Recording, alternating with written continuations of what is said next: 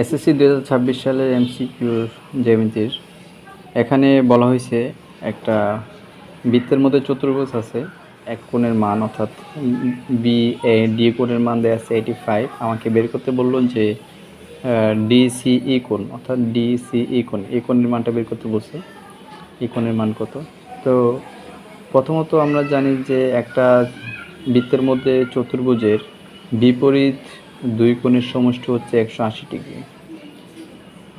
আবার তো আমরা যদি এই জায়গাটার মান বের করতে পারি তাহলে আমরা কিন্তু এই জায়গাটার মান বের করতে পারবো, কারণ হচ্ছে এই পুরোটার মান হচ্ছে 180 ডিগ্রি, অর্থাৎ এই পুরোটার মান হচ্ছে 180 ডিগ্রি। তো আমরা যদি এই জায়গাটার মান বের করতে পারি তাহলে এটার মান বের করা সহজ হবে।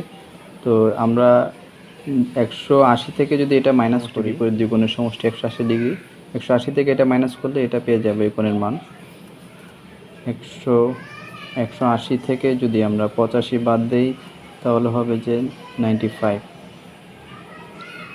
তার মানে এই জায়গার মান হচ্ছে 95।